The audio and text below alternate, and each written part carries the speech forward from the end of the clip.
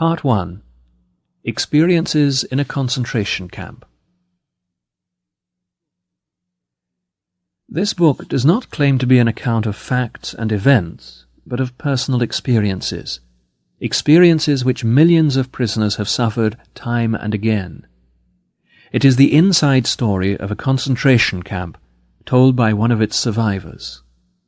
This tale is not concerned with the great horrors which have already been described often enough, though less often believed, but with the multitude of small torments. In other words, it will try to answer this question: how was everyday life in a concentration camp reflected in the mind of the average prisoner? Most of the events described here did not take place in the large and famous camps, but in the small ones where most of the real extermination took place. This story is not about the suffering and death of great heroes and martyrs, nor is it about the prominent capos, prisoners who acted as trustees having special privileges, or well-known prisoners. Thus it is not so much concerned with the sufferings of the mighty, but with the sacrifices, the crucifixion and the deaths of the great army of unknown and unrecorded victims. It was these common prisoners, who bore no distinguishing marks on their sleeves, whom the capos really despised. While these ordinary prisoners had little or nothing to eat, the capos were never hungry. In fact, many of the capos fared better in the camp than they had in their entire lives. Often they were harder on the prisoners than were the guards, and beat them more cruelly than the SS men did. These capos, of course, were chosen only from those prisoners whose characters promised to make them suitable for such procedures, and if they did not comply with what was expected of them, they were immediately demoted. They soon became much like the SS men and the camp wardens, and may be judged on a similar psychological basis. It is easy for the outsider to get the wrong conception of camp life, a conception mingled with sentiment and pity. Little does he know of the hard fight for existence which raged among the prisoners. This was an unrelenting struggle for daily bread and for life itself, for one's own sake, or for that of a good friend. Let us take the case of a transport which was officially announced to transfer a certain number of prisoners to another camp, but it was a fairly safe guess that its final destination would be the gas chambers. A selection of sick or feeble prisoners incapable of work would be sent to one of the big central camps which were fitted with gas chambers and crematoriums. The selection process was the signal for a free fight among all the prisoners, or of group against group. All that mattered was that one's own name and that of one's friend were crossed off the list of victims, though everyone knew that for each man saved, another victim had to be found. A definite number of prisoners had to go with each transport. It did not really matter which, since each of them was nothing but a number. On their admission to the camp, at least this was the method in Auschwitz, all their documents had been taken from them, together with their other possessions. Each prisoner, therefore, had had an opportunity to claim a fictitious name or profession, and for various reasons many did this. The authorities were interested only in the captives' numbers. These numbers were often tattooed on their skin, and also had to be sewn to a certain spot on the trousers, jacket, or coat. Any guard who wanted to make a charge against a prisoner just glanced at his number, and how we dreaded such glances. He never asked for his name. To return to the convoy about to depart. There was neither time nor desire to consider moral or ethical issues. Every man was controlled by one thought only, to keep himself alive for the family waiting for him at home, and to save his friends. With no hesitation, therefore, he would arrange for another prisoner, another number, to take his place in the transport. As I have already mentioned, the process of selecting capos was a negative one. Only the most brutal of the prisoners were chosen for this job, although there were some happy exceptions. But apart from the selection of capos, which was undertaken by the SS, there was a sort of self-selecting process going on the whole time among all of the prisoners. On the average, only those prisoners could keep alive who, after years of trekking from camp to camp, had lost all scruples in their fight for existence. They were prepared to use every means, honest and otherwise, even brutal force, theft, and betrayal of their friends, in order to save themselves. We who have come back, by the aid of many lucky chances or miracles, whatever one may choose to call them, we know the best of us did not return. Many factual accounts about concentration camps are already on record. Here, facts will be significant only as far as they are part of a man's experiences. It is the exact nature of these experiences that the following essay will attempt to describe. For those who have been inmates in a camp, it will attempt to explain their experiences in the light of present-day knowledge. And for those who have never been inside, it may help them to comprehend, and above all to understand, the experiences of that only too small percentage of prisoners who survived, and who now find life very difficult. These former prisoners often say, "We dislike talking about our experiences. No explanations are needed for those who have been inside, and the others will understand neither how we felt then, nor how we feel now." To attempt a methodical presentation of the subject is very difficult, as psychology requires a certain scientific detachment.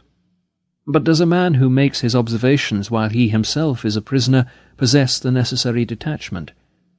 Such detachment is granted to the outsider, but he is too far removed to make any statements of real value. Only the man inside knows.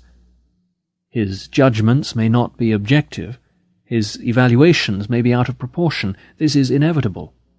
An attempt must be made to avoid any personal bias, and that is the real difficulty of a book of this kind. At times it will be necessary to have the courage to tell of very intimate experiences. I had intended to write this book anonymously, using my prison number only, but when the manuscript was completed I saw that, as an anonymous publication, it would lose half its value, and that I must have the courage to state my convictions openly. I therefore refrained from deleting any of the passages, in spite of an intense dislike of exhibitionism. I shall leave it to others to distill the contents of this book into dry theories. These might become a contribution to the psychology of prison life, which was investigated after the First World War, and which acquainted us with the syndrome of barbed wire sickness. We are indebted to the Second World War for enriching our knowledge of the psychopathology of the masses, if I may quote a variation of the well-known phrase and title of a book by Le Bon. For the war gave us the war of nerves, and it gave us the concentration camp. As this story is about my experiences as an ordinary prisoner, it is important that I mention, not without pride, that I was not employed as a psychiatrist in camp, or even as a doctor, except for the last few weeks. A few of my colleagues were lucky enough to be employed in poorly heated first aid posts, applying bandages made of scraps of waste paper, but I was number 119-104, and most of the time I was digging and laying tracks for railway lines. At one time, my job was to dig a tunnel, without help, for a water main under a road. This feat did not go unrewarded.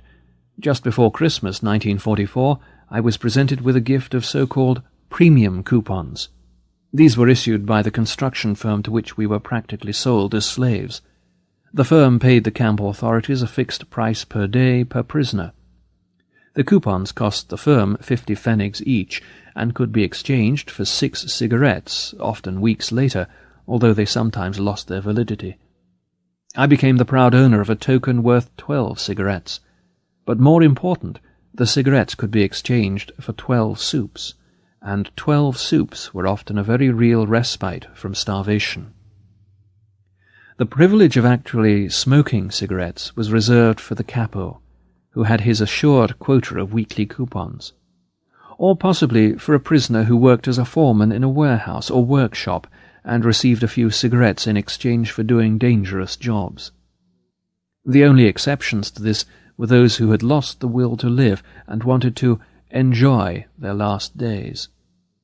Thus, when we saw a comrade smoking his own cigarettes, we knew he had given up faith in his strength to carry on, and, once lost, the will to live seldom returned.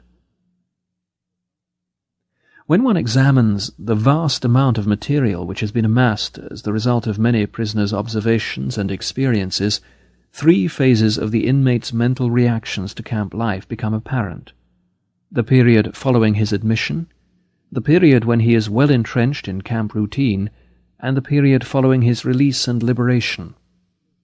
The symptom that characterizes the first phase is shock. Under certain conditions, shock may even precede the prisoner's formal admission to the camp. I shall give as an example the circumstances of my own admission. 1,500 persons had been travelling by train for several days and nights. There were 80 people in each coach. All had to lie on top of their luggage, the few remnants of their personal possessions. The carriages were so full that only the top parts of the windows were free to let in the grey of dawn. Everyone expected the train to head for some munitions factory in which we would be employed as forced labour.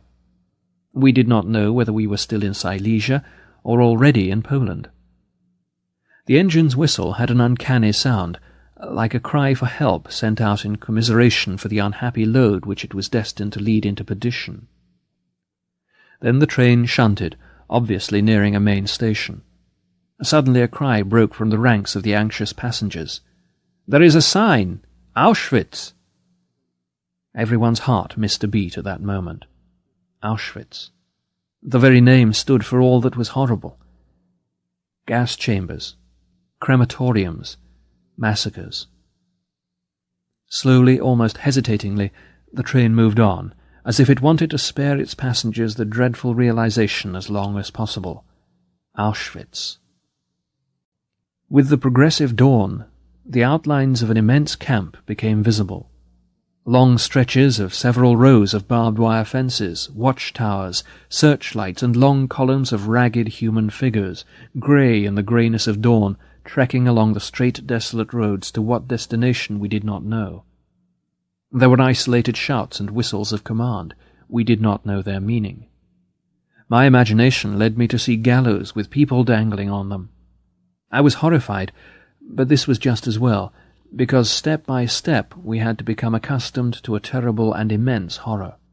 Eventually we moved into the station. The initial silence was interrupted by shouted commands. We were to hear those rough, shrill tones from then on over and over again in all the camps. Their sound was almost like the last cry of a victim, and yet there was a difference. It had a rasping hoarseness, as if it came from the throat of a man who had to keep shouting like that, a man who was being murdered again and again. The carriage doors were flung open, and a small detachment of prisoners stormed inside. They wore striped uniforms, their heads were shaved, but they looked well fed. They spoke in every possible European tongue, and all with a certain amount of humour, which sounded grotesque under the circumstances. Like a drowning man clutching a straw, my inborn optimism, which has often controlled my feelings even in the most desperate situations, clung to this thought. These prisoners look quite well. They seem to be in good spirits and even laugh. Who knows? I might manage to share their favourable position. In psychiatry, there is a certain condition known as delusion of reprieve. The condemned man, immediately before his execution, gets the illusion that he might be reprieved at the very last minute. We too clung to shreds of hope, and believed to the last moment that it would not be so bad. Just the sight of the red cheeks and round faces of those prisoners was a great encouragement. Little did we know then that they formed a specially chosen elite, who for years had been the receiving squad for new transports as they rolled into the station day after day. They took charge of the new arrivals and their luggage, including scarce items and smuggled jewellery. Auschwitz must have been a strange spot in this Europe of the last years of the war. There must have been unique treasures of gold and silver, platinum and diamonds, not only in the huge storehouses, but also in the hands of the SS. 1,500 captives were cooped up in a shed built to accommodate probably 200 at the most. We were cold and hungry, and there was not enough room for everyone to squat on the bare ground, let alone to lie down. 1 5-ounce piece of bread was our only food in 4 days. Yet I heard the senior prisoners in charge of the shed bargain with one member of the receiving party about a tie-pin made of platinum and diamonds. Most of the profits would eventually be traded for liquor, schnapps. I do not remember any more just how many thousands of marks were needed to purchase the quantity of schnapps required for a gay evening, but I do know that those long-term prisoners needed schnapps. Under such conditions, who could blame them for trying to dope themselves? There was another group of prisoners who got liquor supplied in almost unlimited quantities by the SS. These were the men who were employed in the gas chambers and crematoriums, and who knew very well that one day they would be relieved by a new shift of men, and that they would have to leave their enforced role of executioner and become victims themselves. Nearly everyone in our transport lived under the illusion that he would be reprieved, that everything would yet be well. We did not realize the meaning behind the scene that was to follow presently. We were told to leave our luggage in the train and to fall into two lines, women on one side, men on the other, in order to file past a senior SS officer.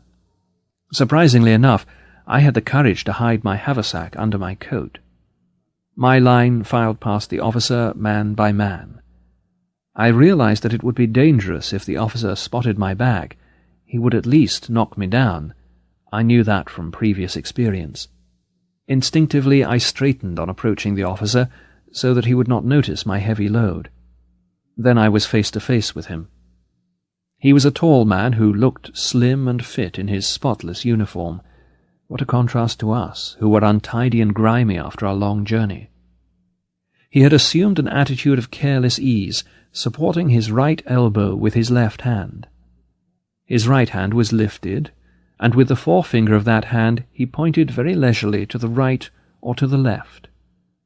None of us had the slightest idea of the sinister meaning behind that little movement of a man's finger, pointing now to the right and now to the left, but far more frequently to the left. It was my turn. Somebody whispered to me that to be sent to the right side would mean work, the way to the left being for the sick and those incapable of work who would be sent to a special camp. I just waited for things to take their course, the first of many such times to come.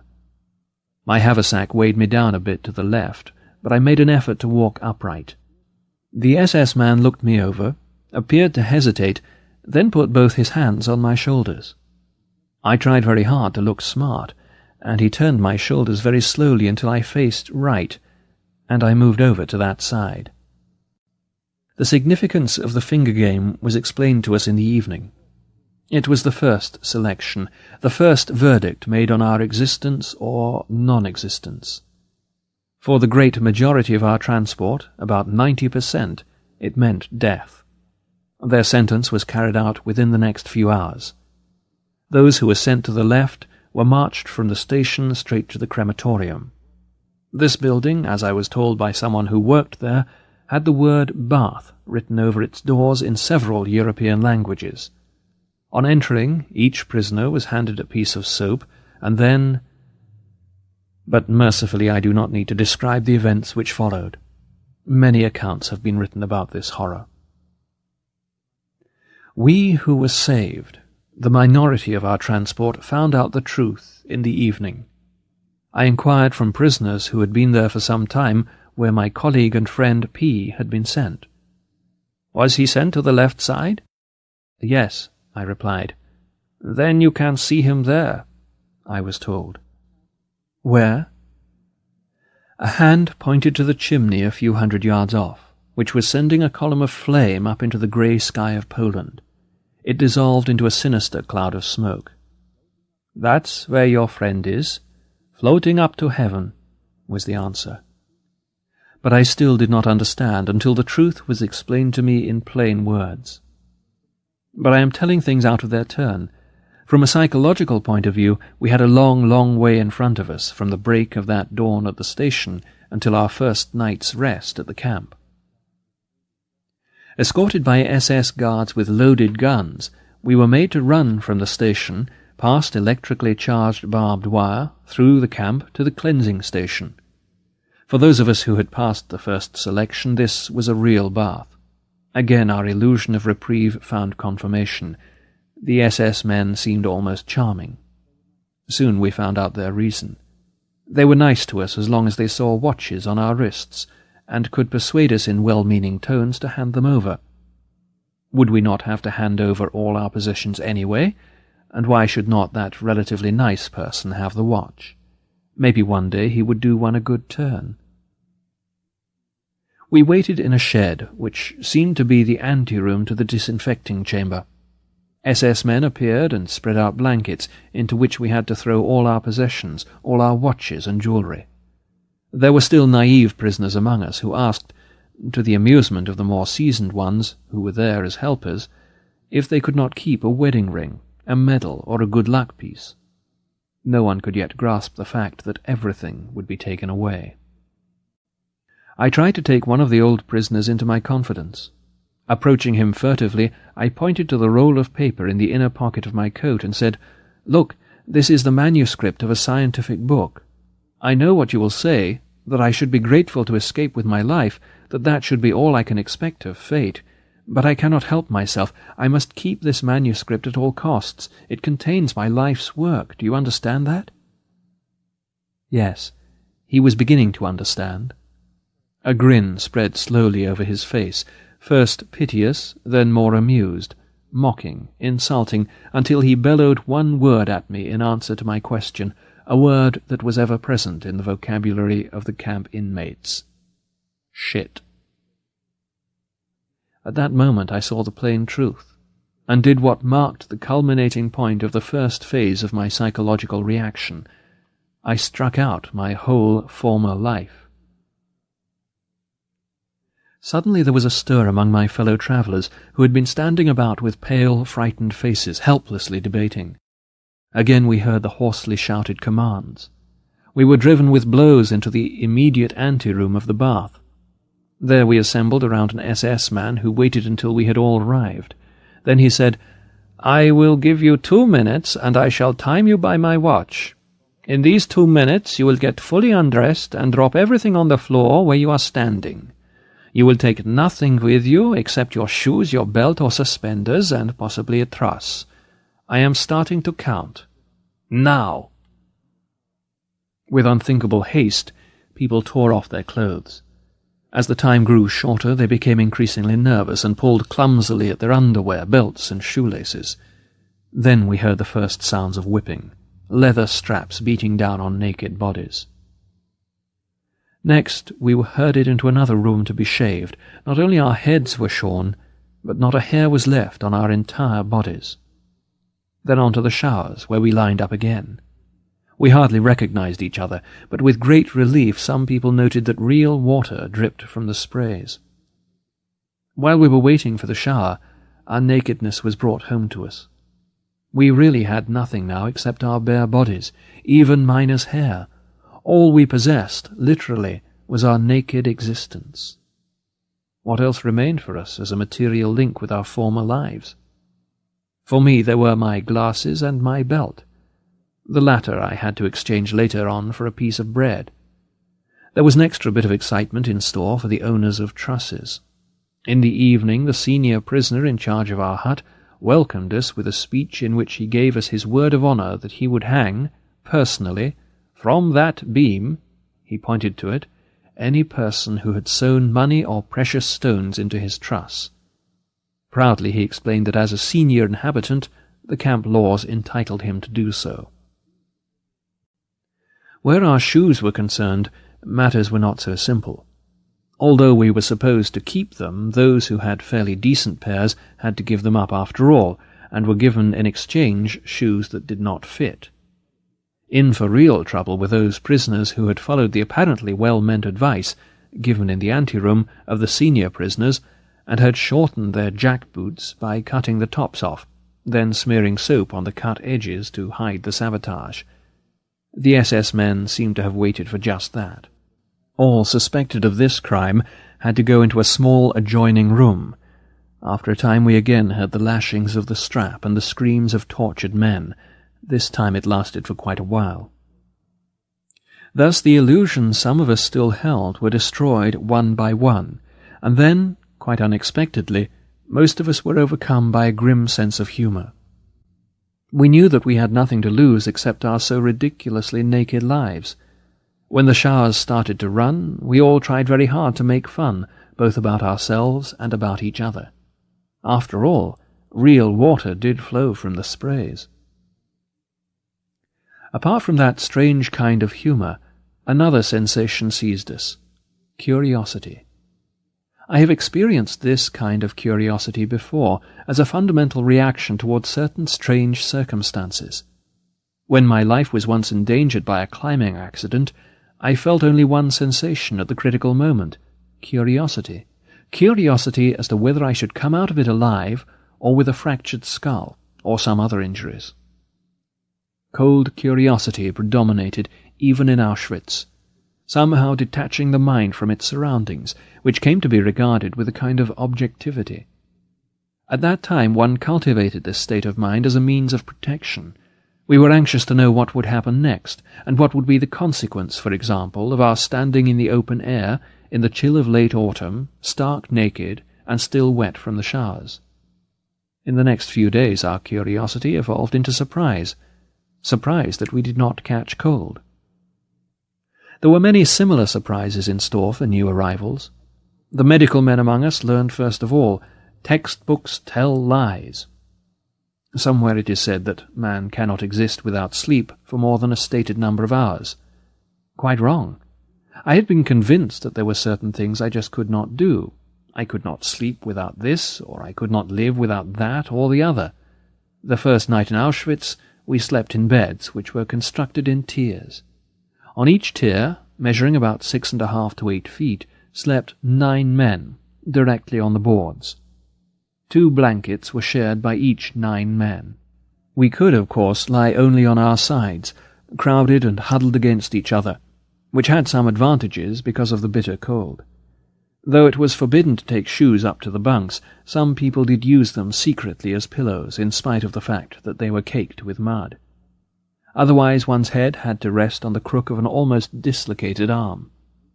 And yet sleep came, and brought oblivion and relief from pain for a few hours.